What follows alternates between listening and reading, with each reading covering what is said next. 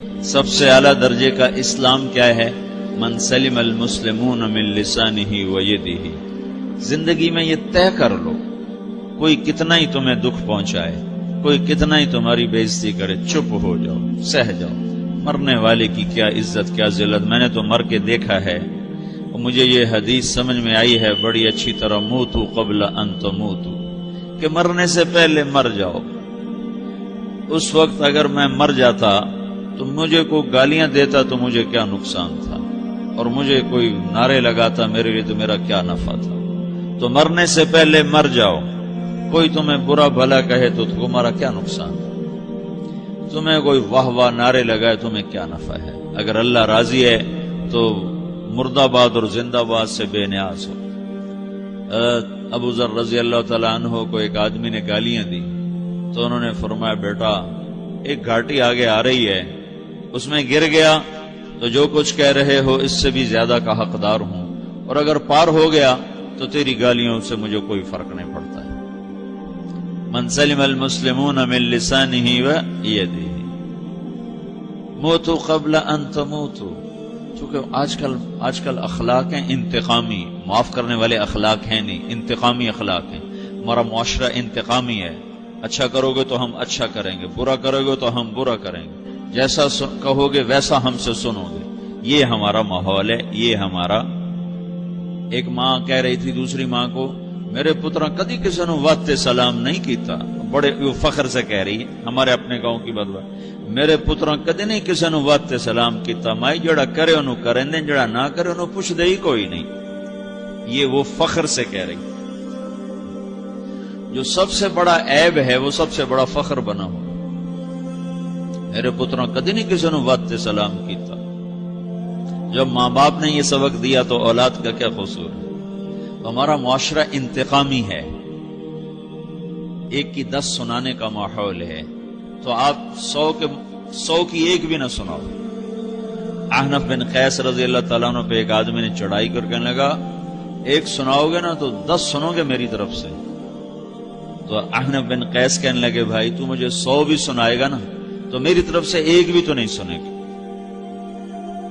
ایک آدمی ان کی بڑی بےزتی کر رہا تھا اور وہ چل رہے تھے اور وہ 100 گالیاں بک رہا ہے۔ جب آ گیا نا قریب شہر تو کہنے لگے، دیکھا میرا قبیلہ یہاں رہتا ہے، اگر کسی نے سن لیا نا تو تیری بڑی دھلائی کر دے گا، تو نے جو مجھے گالیاں دینی میں کھڑا ہوں یہیں تو دے لے، تو اپنا سارا زور پورا کر لے تاکہ آگے تجھے کوئی تکلیف نہ پہنچا دے میری وجہ سے۔ تو وہ پاؤں پہ گر کے معافی مانگنے لگا کہ واقعی تو بڑے حلم والا ہے۔ وہ مشہور تھے اپنے حلم میں، بردباری، اور لوگ ان کا امتحان لینے آیا کرتے تھے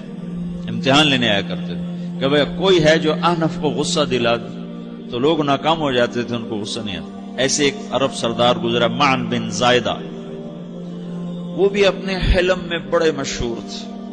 ایک دفعہ لوگوں میں شرط لگ گئی کہ کوئی ہے معن بن زائدہ کو غصہ دلائے تو ہم اس کو انعام دیں گے۔ تو ایک شاعر نے کہا، میں غصہ دلاتا ہوں، تم دیکھنا ایسے سیخ پا ہو جائے گا جیسے جانور۔ تو وہ چلا گیا اس کی مجلس میں، دربار لگا، عرب سردار تھا بہت بڑا، دربار لگا ہوا، تو کہتا السلام علیکم، وعلیکم السلام۔ تو معن بن زائدہ پر ایک دور بڑے فقر کا گزرا تھا، پھر اللہ نے اس کو بہت بڑی سرداری دی، بنو عباس کا بہت بڑا یہ وزیر گورنر تھا۔ تو کہتا اتذکر اذ لحافک جلد شاۃ واذ نعلاک من جلد البعیر، کہوں بھائی تو یہ یاد ہے جب تیرا بستر بکری کی کھال تھا اور تیرے جوتے اونٹ کی کھال کے تھے؟ تو کہنے لگا کیوں نہیں یاد، بھلا کوئی ماضی بھی بھولتا ہے؟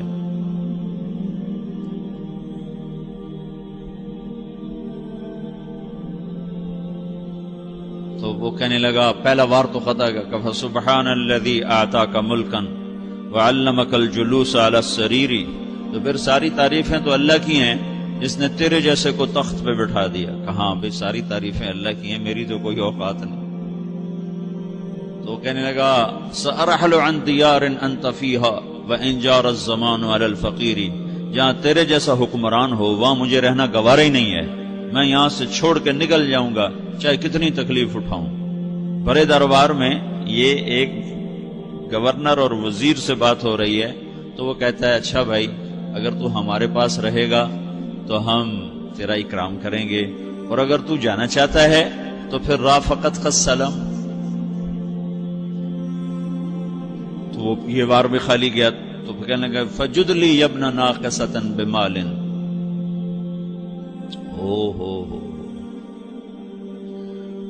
او گندی ماں کے بیٹے مجھے کچھ عطا بھی کر، میں بغیر پیسے کے سفر کیسے کروں گا؟ عرب کو کسی کو بھی ماں کی گالی دے دینا پھر عرب سردار ہو. فجد لی ابن ناقصۃ بمال،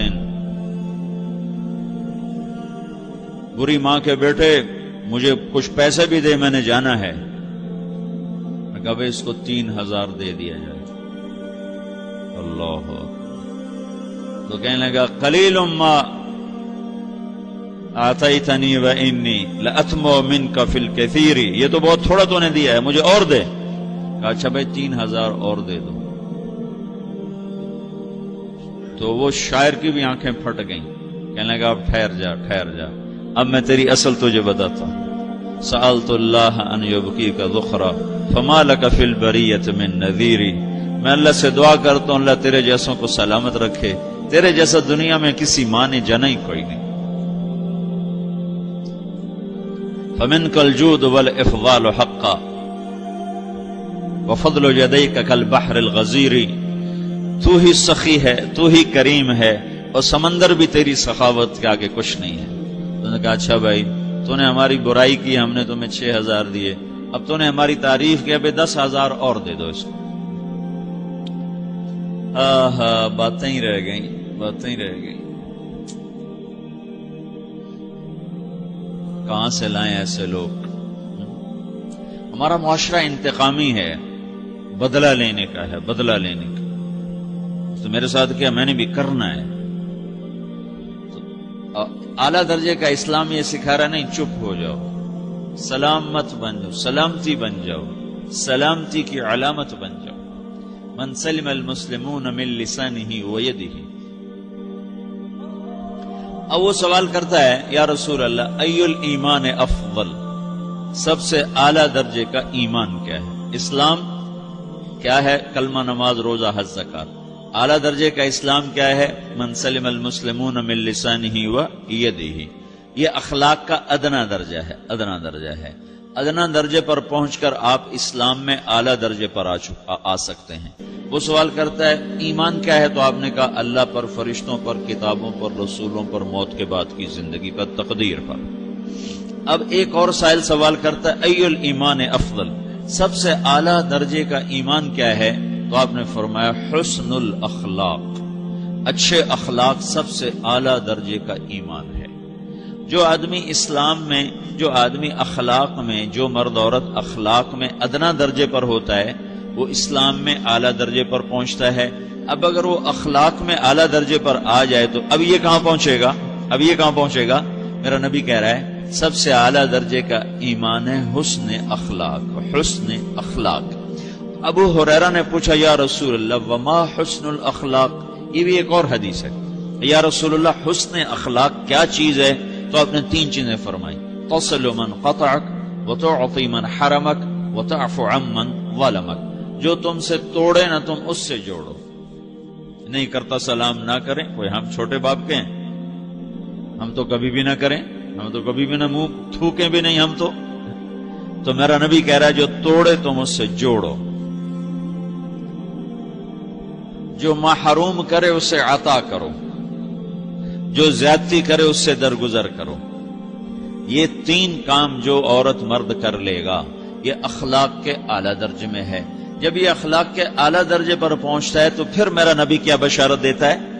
ادنا درجے پر پہنچ کر تو اعلیٰ مسلمان کی بشارت ہے، اور اخلاق میں اعلیٰ درجے پر پہنچ کر میرا نبی کہتا ہے کاد الحلیم ان یکون نبیا، اعلیٰ اخلاق والا بس نبی بنتے بنتے رہ جاتا ہے. اعلیٰ اخلاق والا ایسے ہے جیسے کہ نبی، قریب ہے کہ وہ نبی بن جائے. یہ تو ہے نا ترجمہ، لیکن ہم ہمارے اردو میں کہتے ہیں وہ نبی بنتے بنتے بنتے رہ گیا. کیا مطلب؟ کہ اس میں اور نبی میں صرف نبوت کا فرق رہ جاتا، باقی وہ سب کچھ حاصل کر لیتا ہے. تو یہ سارے دین کا میں نے آپ کو خلاصہ بتایا ہے کہ میری آپ کی ضرورت ہے کہ میرا اسلام اعلیٰ درجے کا ہو، من سلم المسلمون من لسانہ و یدہ، میرا ایمان اعلیٰ درجے کا ہو۔